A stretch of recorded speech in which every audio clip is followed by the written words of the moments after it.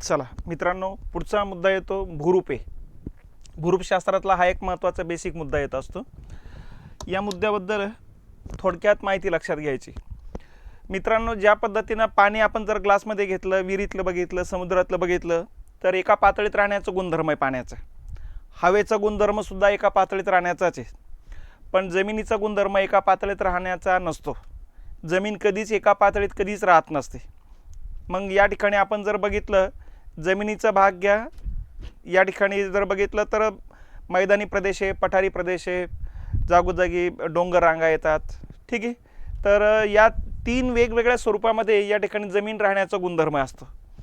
मग आता त्यालाच म्हणायचं जमिनीची रूपं, भूरूप आहे. मग जमिनीची रूपं जी आहेत तीन प्रकार पाडले जातात. नंबर 1 मैदान, नंबर 2 पठार आणि नंबर 3 पर्वत. असे तीन प्रकार पाडले जातात. याला म्हणायचं मैदान, यास म्हणायचं पठार, उंचावरचा सखल भाग, आणि एका बाजूला उंच आणि दुसऱ्या बाजूला तीव्र उताराचा भाग म्हणजेच पर्वत. असे तीन भाग असतात बघा. याची जनरली व्याख्या अशी केली जाते की समुद्र पातळी बसून या ठिकाणी आखरी 300 मीटर उंचीपर्यंतचा सखल भाग, याला म्हणायचं मैदानी प्रदेश. उंचावरचा सखल भाग, आता उंचावरचा म्हणजे 300 मीटरपेक्षा जास्त आणि 1000 मीटरपेक्षा कमी उंचीचा आणि सखल भाग, त्याला म्हणायचं पठारी प्रदेश. आणि 1000 मीटरपेक्षा अधिक उंचीचा भाग, त्याला म्हणायचं पर्वतरांगा. तर अशा पद्धतीने ही सरासरी व्याख्या केल्या जात असते. आता या ठिकाणी हे लक्षात घेतलं पाहिजे की जमीन तीन स्वरूपात जी राहते, या तीन स्वरूपात जमीन राहण्याचा नेमके परिणाम काय काय होतो ते अगोदर लक्षात घ्यायचं. तर भूगोलातले आपले बेसिक नियम लक्षात घेतले पाहिजेत. सगळ्यात पहिला बेसिक नियम जे सगळ्यात जास्त भार असतो समुद्र पातळीलगत. जसं उंच जावं तसं 108 मीटरला 1 सेंटीमीटरने हवेचा भार कमी होतो. हा पहिला नियम आहे. नंबर 2, समुद्र पातळीपासून जसं उंच जावं तसं 160 मीटरला 1 डिग्रीनं तापमान घटतं. हे एक दुसरा नियम आहे. ठीक आहे. याचा परिणाम काय होतो ते लक्षात घ्या की बा याचा परिणाम हा आहे की या भागामध्ये तापमान तुम्हाला जास्त दिसेल, कारण खालच्या भागामध्ये तापमान जास्त असतं. जसं उंच जावं तसं तापमान कमी होतं. म्हणजे या भागापेक्षा या भागामध्ये तापमान आणखीन कमी आहे आणि या भागापेक्षा या भागामध्ये तापमान आणखीन कमी असणार आहे. म्हणून जगातले जेवढे थंड हवेचे ठिकाणे ती डोंगराळ भागामध्ये, डोंगरावरती आहे. आणि त्याचं कारणच ते की डोंगराळ भागामध्ये या ठिकाणी तापमान कमी असतं आणि ते तापमान कमी असण्याचं प्रमुख कारण समुद्रापासून तो पार्ट खूप उंचावर असतो. ठीक आहे. दुसरा मुद्दा हा आहे की इथं तापमान जास्त आहे, त्यामुळे या पट्ट्यामधले जे काही ढग असतील, ढग म्हणजे दुसरं तिसरं काही नसून हवेचा असा एक पट्टा की या पट्ट्यातले जे सेंद्रिय धुलीकण असतात ते बाष्पानं भरले जातात. ठीक आहे. आता हे सेंद्रिय धुलीकण म्हणजे आतून पोकळे असलेले कण येते. आतून पोकळे असलेले कण जे आता एवढा जरी असला तर तो या पार्टमध्ये, ज्यावेळेस या पार्टमध्ये येतो त्यावेळेस त्याचं तापमान घटतं. त्यामुळेच या पार्टमध्ये आल्यानंतर ही धुलीकण जे अंकुंचन पावतात, त्यामुळं या धुलीकणातली पोकळी कमी होते, बाष्प कमी बसतं. आणि या पार्टमध्ये गेल्यानंतर आणखीन तापमान कमी झाल्यामुळे ते आणखीन अंकुंचन पावतात, आणखीन त्यातली पोकळी कमी होऊन जाते.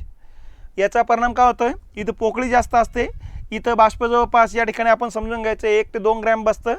या ठिकाणी पोकळी कमी झाल्यामुळे बाष्प या ठिकाणी अर्धा ग्रॅम बसेल आणि या ठिकाणी पोकळी आणखीन कमी झाल्यामुळं पोकळी जर अर्ध्यापेक्षा आणखीन कमी बसेल, म्हणजे पोकळी आणखीन अर्ध्यापेक्षा कमी होऊन जाईल.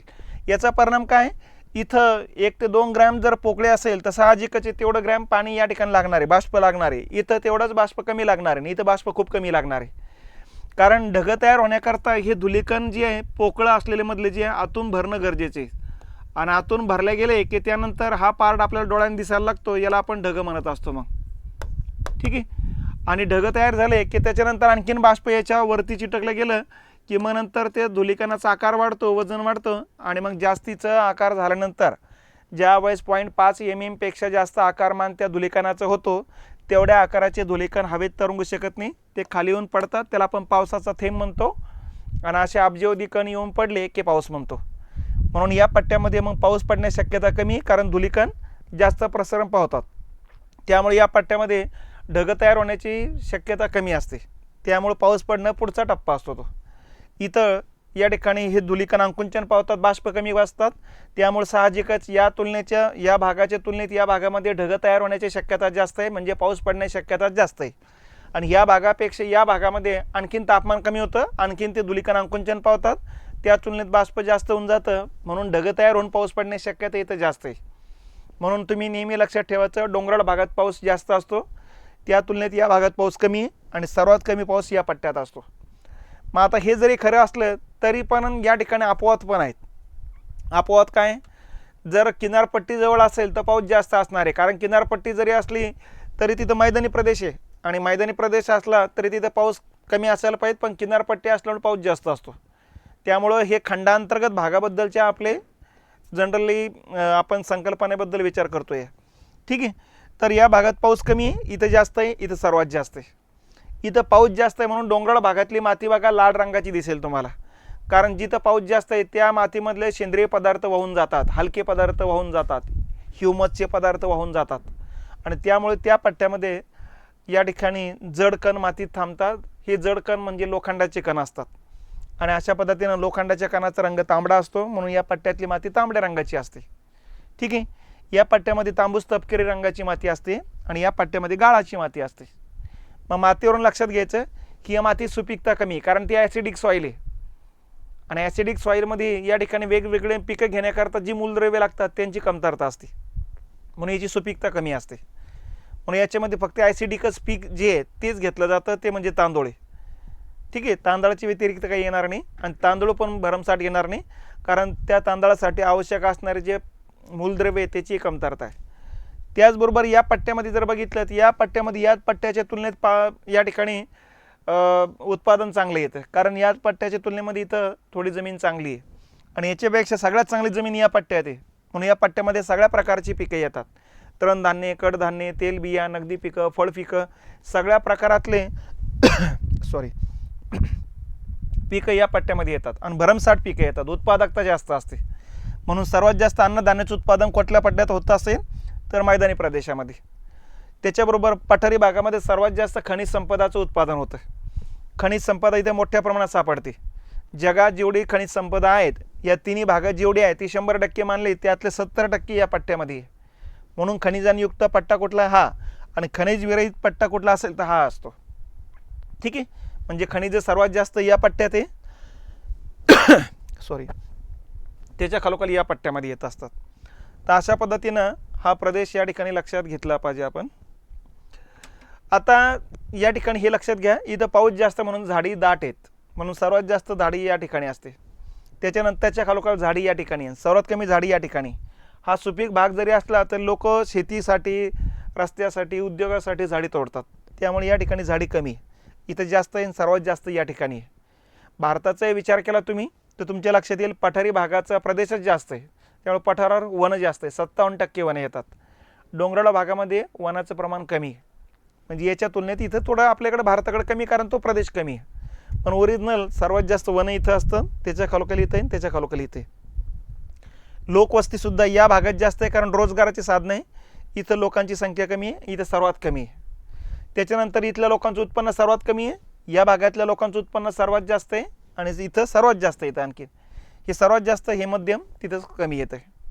वाहतुकीचे जाळं इथं सर्वात जास्त असणार आहे, इथं कमी असणार आहे, इथं सर्वात कमी असणार आहे, ठीक आहे. उद्योगधंदे इथं कमी असणार आहे, इथं थोडं जास्त असणार आहे. आणि इथं जे उद्योगधंदे आहेत ते वनावर प्रक्रिया करणारे आणि खनिजावर प्रक्रिया करणारे आहेत, आणि इथं सर्वात जास्त उद्योगधंदे असणारे शेतीवर प्रोसेसिंग करणारे कारखाने या ठिकाणी जास्त असणारे. तर अशा पद्धतीनं या तिन्ही भागाचा वैशिष्ट्य लक्षात घेतली पाहिजेत. मग आता आपण एक एक भाग बघत जाणार आहोत. त्यातला पहिला जो भाग येतो तो म्हणजे पर्वतरांगा. मग आता पर्वत म्हणजे काय? तर पर्वत म्हणजे जमिनीच्या एका बाजूला उंचच उंच आणि दुसऱ्या बाजूला तीव्र उताराचा भूभाग, याला म्हणायचं पर्वत, ठीक आहे. याची उंची असते 1000 मीटरपेक्षा अधिक, ठीक आहे. तर 1000 मीटरपेक्षा अधिक उंचीचा आणि एका बाजूला उंच आणि दुसऱ्या बाजूला तीव्र उताराचा जो भाग असतो त्या भागालाच म्हणायचं पर्वत. तर हा पर्वतीय प्रदेश येतो असतो बघा. मग आता अशा प्रकारचा पर्वत निर्माण होण्याच्या पाठीमागचे प्रमुख कारण काय? मग आता ते प्रमुख कारण या ठिकाणी लक्षात घ्यायचं आहे आपल्याला. पर्वत निर्मितीच्या पाठीमागं वेगवेगळी जी कारणं आहेत त्यातलं पहिलं कारण येतं ज्वालामुखी. ज्वालामुखी फाटणे हे पहिले कारण आहे. दुसरं कारण आहे भूभाग सरकणे.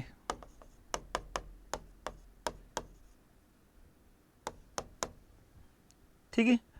आणि तिसरा आहे भूभाग खचणे.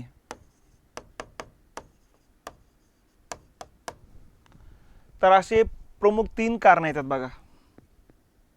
ठीक आहे. याला म्हणायचं पर्वत निर्मितीचे कारणे.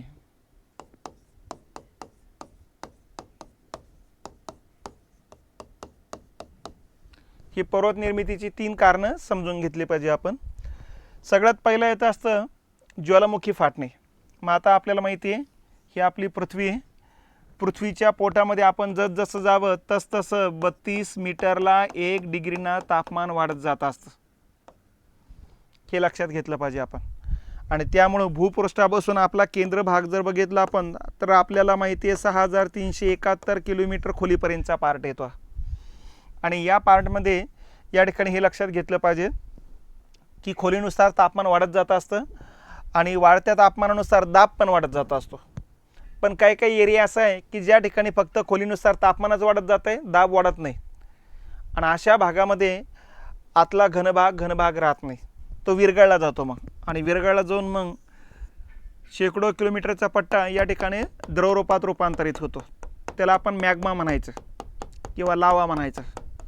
आणि मग इथंच आणखीन टेम्परेचर वाढलं की कधी कधी द्रवरूपाचं रूपांतर वायुरूपात होतं. आणि जसा मार्ग मिळेल तसं तो वरती फेकला जात असतो. आणि वरती फेकला जाऊन मग या ठिकाणी दोन्ही बाजूला असा प्रसारित होत जातो. आणि जिथं बाहेर पडतो तिथं उंची वाढून जाते आणि भोवतालची उंची कमी होऊन जाते बघा. आणि अशा प्रकारचा उंचीचा जो भाग तयार होतो त्याला म्हणायचं पर्वतरांगा. आणि या पद्धतीने निर्माण झालेली पर्वतरांग म्हणजे ज्वालामुखी फाटल्या गेल्यामुळे निर्माण झालेली पर्वतरांग आहे. अशा पर्वतांना म्हणायचं ज्वालामुखी पर्वत. तर आपले सह्याद्री डोंगररांगा जी आहेत ही ज्वालामुखी पर्वतरांग म्हणून ओळखल्या जाते. पूर्व घाट डोंगररांगा ज्वालामुखी पर्वतरांग म्हणून ओळखल्या जात असतात. फुकुशिमा नावाचा जपानमधला जो काही पर्वतरांगा आहे त्यासुद्धा ज्वालामुखीमुळेच निर्माण झालेले आहेत. तर हे प्रमुख पर्वतरांगा ज्वालामुखीपासून तयार होतात हे लक्षात घेतलं पाहिजे.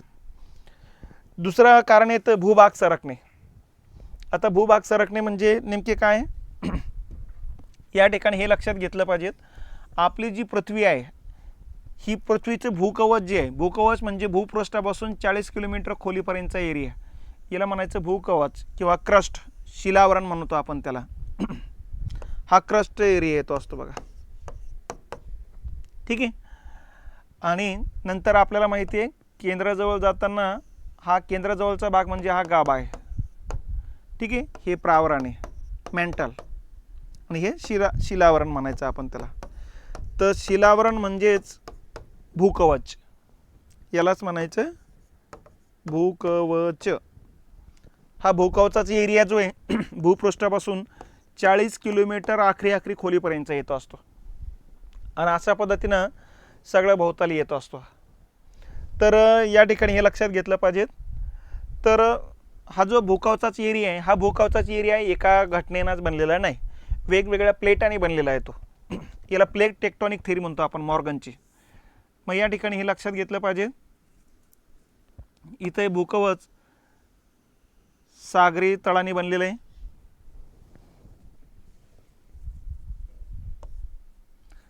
इथे सुद्धा सागरी तळाने बनलेले भूकवच आहे.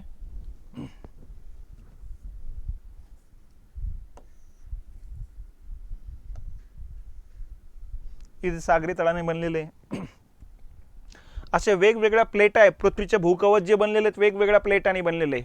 6 मोठ्याल्या प्लेट आहे आणि त्याच्यानंतर जवळपास 16 ते 17 छोट्याल्या प्लेट आहेत. तर अशा हा 20-21 प्लेटा पूर्ण पृथ्वी बनलेली आहेत. मग हिंदी महासागराची एक प्लेट आहे, भारतीय उपखंडाची एक प्लेट आहे, आशियाच्या आपलं हिमालयाच्या उत्तरेकडच्या आशिया खंडाची एक प्लेट आहे, आफ्रिका खंडाची एक प्लेट आहे, उत्तर अमेरिका दक्षिण अमेरिका खंडाची एक प्लेट आहे, अंटार्क्टिका खंडाची एक प्लेट आहे, अटलांटिक महासागराची एक प्लेट आहे, पॅसिफिक महासागराची एक प्लेट आहे. अशी या वेगवेगळ्या प्लेटांनी पृथ्वीचं भूकवच बनलेले आहेत. ठीक आहे. आणि या प्लेटा स्टेबल राहत नाही, स्थिर नसतात. या पृथ्वी ज्या पद्धतीनं पश्चिमेकडून पूर्वेकडे फिरते त्याच पद्धतीनं इथं महासागर जे आहेत या महासागरातलं पाणी जे आहे हे स्टेबल राहत नाही. ठीक आहे. ही इकडं तिकडं लाटाच्या रूपाने इकडे तिकडे जात असतं असं. आणि त्यामुळं ह्या प्लेटा ज्या आहेत ह्या प्लेटा स्टेबल राहत नाही, ह्या प्लेटासुद्धा इकडे तिकडे सरकायला लागतात बघा. आणि यातून मग भूभागाची जी प्लेट आहे ती पण इकडे तिकडे सरकत जाते आणि त्यातूनच मग पृथ्वीवरचं सगळं भूकवच जे आहे याच्यामध्ये अस्थिरता निर्माण होऊन जाते. या प्लेटा एकमेकांच्या दिशेनं कधी एकमेकांपासून दूर कधी एकमेकांना समांतर अंतरावरती या ठिकाणी फिरत असतात. आणि याचाच परिणाम होतं काय की जर दोन प्लेटा जे आहेत एकमेकांच्या दिशेनं सरकत असेल तर या ठिकाणी दोन प्लेटाच्या एकमेकांच्या दिशेनं सरकल्या गेल्यामुळं या ठिकाणी मधला जो भाग आहे तो मधला भाग वरती येऊन जातो. आता उदाहरणार्थ ही जमिनीची एक प्लेट आहे आणि ही जमिनीची एक प्लेट आहे, ही एकमेकांच्या दिशेनं सरकत असेल तर सागर तळावरती इथं संचयित झालेला जो गाळ आहे या गाळ या दोन्ही प्लेटाच्या सरकल्या गेल्यामुळं जमा व्हायला लागतो आणि वरती यायला लागतो मग. आणि वरती येत मग हळूहळू या ठिकाणी मग उंचावट्याचा डोंगररांगा तयार होत जातात, वळ्या पडत जातात, उंची वाढत जाते आणि यातून जो पर्वत निर्माण झाला होतो त्याला म्हणायचं वली पर्वत किंवा वळी पर्वत म्हणा. ठीक आहे, तर यालाच म्हणायचं फोल्डेड माउंटेन.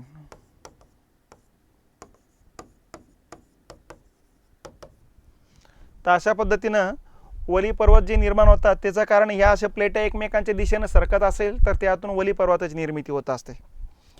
तर निर्मितीचे कारण भूभाग सरकणे हे एक आहे. आणि तिसरं भूभाग खचणे. आता भूभाग खचणे म्हणजे या ठिकाणी एक लक्षात घेतलं पाहिजे, आपण भारताचा जो काय पार्ट आहे असा हा दक्षिणेकडचा पार्ट आहे, इथं आपल्याला माहिती आहे विंध्य डोंगररांगा आहे, अशा इथं सातपुडाचे डोंगररांगा आहे. या सातपुडा डोंगररांगेचा जो काय पार्ट आहे तो जास्त उंचीचा नाही. ठीक आहे, म्हणजे इथं नर्मदा नदी वाहत असते, इथं आपल्याला माहिती आहे, आणि इथं तापी नदी वाहत असते आणि इथं मध्ये सातपुडा डोंगररांगा आहे. म्हणजे अशा प्रकारचं स्थिती होती अगोदर. इथं विंध्य पर्वतरांगा, इथं सातपुडा डोंगररांगा. ठीक आहे, इथून व्हायची तापी नदी आणि इथून व्हायची नर्मदा नदी. ठीक आहे, या सातपुडा डोंगररांगा होत्या, या जास्त उंचीच्या नव्हत्या. या ठिकाणी आपण जर बघितलं तर समुद्र पातळी बसून या जमिनीपासून जर बघितलं आपण 400-500 मीटर उंचावर होत्या. म्हणून या टेकड्या होत्या, ह्या काही डोंगररांगा नव्हत्या. विंध्य पर्वत असू द्या किंवा सातपुडा पर्वत असू द्या, या टेकड्या होत्या. पण आता काही दिवसापासून होतंय काय, नर्मदा नदीचे खोरे आणि तापी नदीच्या खोऱ्याचा जो पार्ट आहे तो खाली खचण्याची प्रोसेस चालू आहे. ठीक आहे, जमीन खाली खचत चाललेली आहे. इथला हा पर्वताचा भाग तसाच राहिला आणि त्यामुळं एका कालखंडात इथून याची उंची जवळपास 300 ते 400 मीटरच होती आणि नंतर खचत खचत जाऊन आता कसे झालेली अशा पद्धतीनं या डोंगररांगा निर्माण झालेल्या आहेत. अशा पद्धतीनं इथं तापी नदी खाली गेलेली, नर्मदा नदी सुद्धा खाली गेलेली. ठीक आहे, आणि या भागापासून या डोंगररांगा आता जवळपास 1400 मीटर उंचावर गेलेल्या आहेत. ठीक आहे, म्हणजे 1000 मीटरनं हा पट्टा खाली खचत गेलेला आहे आणि यातून मग या डोंगररांगा आता उंच वाटू लागलेले आहेत बघा. तर एखादा भाग आता इथला आणि इथला जमिनीचा भाग खाली खचण्याच्या प्रोसेसमुळं या नदी खोऱ्याचा पट्टा खचलेला आहे. म्हणून जगातील सर्वात खोल खचदरीतून वाहणारी नदी कोलोरॅडो आहे, तर भारतातील सर्वात खोल खचदरीतून वाहणारी नदी नर्मदा आहे, तर महाराष्ट्रातील सर्वात खोल खचदरीतून वाहणारी नदी तापी आहे. आणि या खचल्या गेल्यामुळं या डोंगररांगा निर्माण झालेल्या आहेत. ठीक आहे, नसतं अगोदर टेकड्या म्हटल्या जायचं, आता उंचवट्याच्या डोंगररांगा असल्यामुळं या ठिकाणी त्याला पर्वतरांगा डोंगररांगा असं आपण त्याला म्हणत असतो बघा. तर पर्वताच्या निर्मितीच्या पाठीमागचं हे एक कारण लक्षात घेतलं पाहिजे. तर अशी हे 3 कारणे की त्यातून पर्वताची निर्मिती होत असते. मग आता या पर्वताचे सुद्धा काही प्रकार पाडले जातात. मग आता पर्वताचे कुठले प्रकार पाडले जातात ते लक्षात घेतलं पाहिजेत. मग पर्वताच्या प्रकारामध्ये 4 प्रकार पाडले जातात. कुठले? नंबर 1 वली पर्वत, नंबर 2 गट पर्वत, नंबर 3 ज्वालामुखी पर्वत आणि नंबर 4 अवशिष्ट पर्वत. ठीक आहे, folded mountain, block mountain, volcano mountain. ठीक आहे, असे यांचे ते नावं पाडले जातात बघा. आता जगातले वली पर्वत कुठले कुठले? आपला हिमालयन डोंगररांगा वली पर्वत आहे, ठीक आहे. आल्प्स पर्वतरांगा वली पर्वत आहे, रॉकी पर्वतरांगा वली पर्वत आहे, अँडीज पर्वतरांग वली पर्वत आहे. हे जगातल्या वली पर्वताचे उदाहरण आहेत. गट पर्वतामध्ये जर विचार केला तर या ठिकाणी जो प्रदेश खाली खसरला जातो मधला जो उंचवड्याचा भाग असतो त्याला गट पर्वत म्हणायचं. मग आपला सातपुडा डोंगररांगा, ठीक आहे, विंध्य डोंगररांगा याच्यामध्ये येतात. आणि सह्याद्रीच्या पश्चिमेकडचा भाग खाली खसला गेल्यामुळे सह्याद्रीची निर्मिती होते, हेही लक्षात आलंच असेल आपल्याला. तर सह्याद्री पण गट पर्वतामध्ये येत असतो. ज्वालामुखी पर्वतरांगा मग सह्याद्री ज्वालामुखीतून तयार झालेला आहे, हेही लक्षात घ्या. त्याच्यानंतर मालदीव नावाचा जो देश आहे, ही जी बेटं आहेत ही सुद्धा ज्वालामुखीतून तयार झालेली. त्याच्यानंतर फुकुशिमा हा पण ज्वालामुखीच पर्वत येत असतो. अवशिष्ट पर्वत म्हणजे काय आता ते पण लक्षात ठेवा, ठीक आहे. हे तिन्ही पण जे पर्वत आहेत ते पृथ्वीच्या अंतर्गत कारक त्याला कारणीभूत आहे, परंतु हा जो पर्वत आहे ते बहिर्गत कारक कारणीभूत असतो. आता अंतर्गत कारक म्हणजे काय? तर पृथ्वीच्या पोटामध्ये जसं जावं तसं तापमान वाढतं, दाब वाढतो आणि घनता पण वाढते. तर अंतर्गत भागामध्ये कार्य करणारे हे तीन कारक आहे, म्हणून याला म्हणायचं अंतर्गत कारक. आणि बहिर्गत कारक म्हणजे काय? आपल्या जमिनीवरती बाहेरून कार्य करणारे कारक. मग बाहेरून कोण कार्य करते? ऊन, वारा, पाऊस, याला म्हणायचं बहिर्गत कारक. तर ही तिन्ही पर्वत अंतर्गत कारकाच्या परिणामातून निर्माण होतात आणि हा जो आहे तो बहिर्गत कारकाच्या परिणामातून निर्माण होतो. तर अशा पर्वताला म्हणायचं अवशिष्ट पर्वत. म्हणजे थोडक्यात काय, अंतर्गत कारकातून निर्माण होत ही तीन प्रकारची पर्वतरांग आहे. मग या तिन्ही पर्वतावर नंतर ऊन, वारा, पावसाची प्रक्रिया सुरू होऊन जाते आणि यातून मग जो जुना पर्वत असतो त्या जुन्या पर्वतावरचा वरचा थर वाहून जातो कोट्यवधी वर्षानंतर, आणि वरचा थर वाहून गेला की उरलेले अवशेष राहतात, त्यावरून त्या पर्वताला नाव पडतं मग अवशिष्ट पर्वत. थोडक्यात जेवढे प्राचीन पर्वत आहेत ते अवशिष्ट पर्वत आहेत. मग भारतातला आपण जर विचार केला तर आरवली डोंगररांग आहे. ओरिजिनल आरवली जो आहे तो वली पर्वत आहे, पण वरचा थर वाहून गेला म्हणून त्याला आरवली पर्वत म्हणायचं. त्याच्यानंतर ॲप्लेशियस पर्वत. ॲप्लेशियस पर्वत हा गट पर्वत आहे, उत्तर अमेरिकेमधला आहे तो, परंतु वरचा थर वाहून गेला त्यामुळे त्याला म्हणायचं अवशिष्ट पर्वत. तर हे सर्वात प्राचीन पर्वत येतात बघा. तर सर्वात प्राचीन पर्वतांचाच वरचा थर वाहून जात असेल तर अवशिष्ट पर्वतरांगा म्हटल्या जात असतात. तर अशा पद्धतीनं जगातल्या महत्त्वाच्या पर्वतरांगांचा ही माहिती या ठिकाणी लक्षात घेतली पाहिजेत. आता पुढचा मुद्दा येतो, जगातल्या महत्त्वाच्या पर्वतरांगा कोणत्या कोणत्या आणि त्याच्यानंतर या पर्वतरांगेचं वैशिष्ट्य काय काय, आपल्याला ते या ठिकाणी लक्षात घेतलं पाहिजे आपण.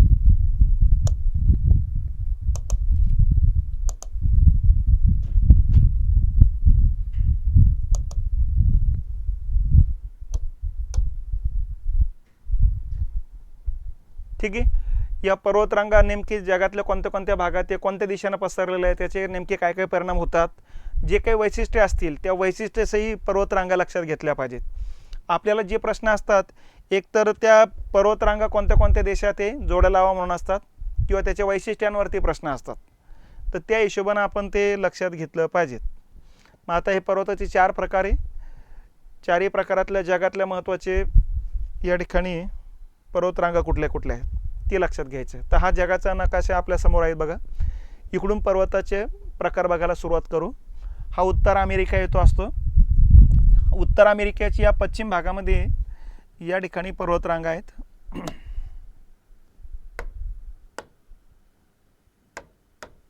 ठीक आहे. इथं जी पर्वतरांग आहे दक्षिण उत्तर दिशेने पसरलेली, या पर्वताचं नाव आहे रॉकी पर्वत.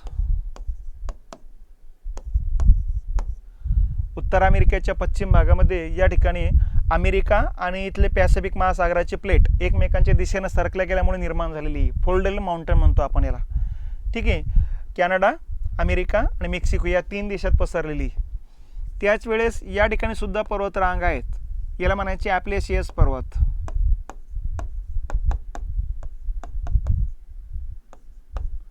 ही सर्वात प्राचीन पर्वतरांग आहे उत्तर अमेरिका खंडातली आणि त्यालाच अवशिष्ट पर्वत असंही आपण म्हणत असतो.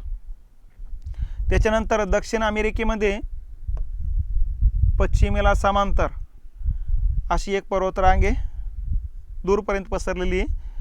हिला म्हणायचं अँडीज पर्वत.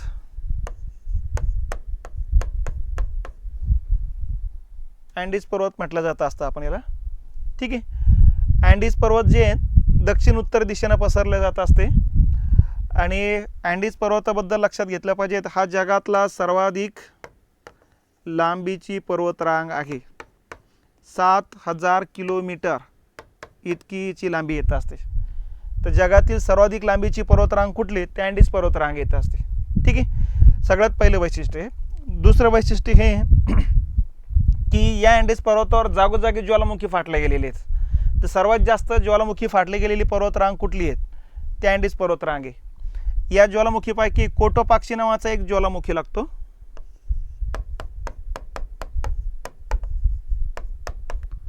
हा जगातला सर्वाधिक उंचीवरचा ज्वालामुखी म्हणून ओळखला जात असतो. ते याच डोंगररांगेमध्ये लागत असतो. त्या अँडीज पर्वतरांग सुद्धा वळी पर्वतरांगाची येते. त्याच्यानंतर आफ्रिका खंड आहे. आफ्रिका खंडामध्ये इथे एक पर्वतरांग आहे. या पर्वतरांगेला म्हणायचं ॲटलास पर्वत. ते इथे ॲटलास पर्वतरांग येत असते. आफ्रिकेच्या पूर्व भागात इथे एक पर्वतरांग आहे, याला इथिओपियन्स पर्वतरांग म्हटलं जात असतं. ठीक आहे. आणि इथे एक पर्वतरांग आहे ज्याला ड्रेकन्सबर्ग म्हटलं जात असतं दक्षिण आफ्रिकेमध्ये. पूर्व आफ्रिकेत इथिओपिया नावाचा देश आहे, इथिओपियन्स आहे. दक्षिण आफ्रिकेत ड्रेकन्सबर्ग नावाचे डोंगररांग आहे आणि आफ्रिकेच्या वायव्य भागात ॲटलास नावाची पर्वतरांग लागते. तर या 3 पर्वतरांगा या ठिकाणच्या लक्षात घेतल्या पाहिजेत. इथं युरोप खंड आहे बघा, हा एवढा. या युरोप खंडामध्ये दक्षिण भागामध्ये अशी पूर्व पश्चिम दिशेने एक डोंगररांग पसरलेली, याला म्हणायचं आल्प्स पर्वतरांग. आल्प्स पर्वतरांग हिमालयन पर्वतरांगेचाच एक भाग मानला जात असतो. वळीचा पर्वत येतो. इथं ब्लॅक सीच्या बाजूला इथं आग्नेयला या ठिकाणी एक पर्वतरांग आहे, याला म्हणायचं कॉकेशस पर्वत. युरोप खंडातला मेजॉरिटी खनिज संपदा या कॉकेशस पर्वताच्या भोवतालच्या पट्ट्यामध्ये केंद्रित झालेली आहे. त्याच्यानंतर दक्षिण उत्तर दिशेनं इथं एक पर्वतरांग आहे, याला म्हणायचं उराल पर्वतरांग. उराल. ठीक आहे. तर ही उराल पर्वतरांग या पट्ट्यामध्ये येत असते बघा. उराल पर्वताच्या पूर्वेकडे आशिया खंड आहे, पश्चिमेकडे युरोप खंड आहे. तर युरोप आणि आशिया यांना विभागणारी पर्वतरांग कुठली, तर उराल पर्वतरांग आहे. आणि एक पर्वतरांग या ठिकाणी येत असते, या पर्वतरांगेला म्हणायचं स्किंडिनेव्हिया.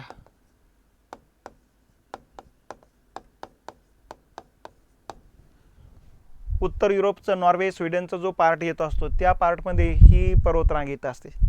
तर युरोप खंडातल्या या 4 पर्वतरांगा लक्षात घ्यायच्या आहे आपण. त्याच्यानंतर इथं ऑस्ट्रेलिया खंड आहे. ऑस्ट्रेलियाला या ठिकाणी एक समांतर पूर्व भागामध्ये दक्षिण उत्तर दिशेनं अशी पर्वतरांग जाते, ज्याला म्हणायचं great dividing डोंगररांगा.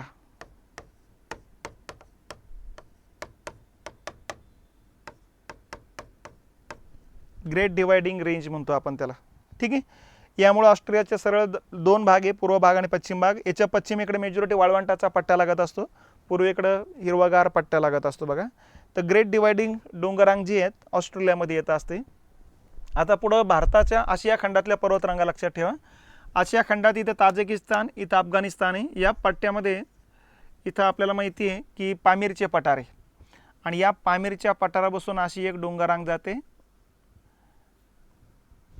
Tajikistan, Afghanistan, Bharat, China या पट्ट्यामधून, याला म्हणायचं काराकोरम. या काराकोरम डोंगररांगा लागतात. ठीक आहे.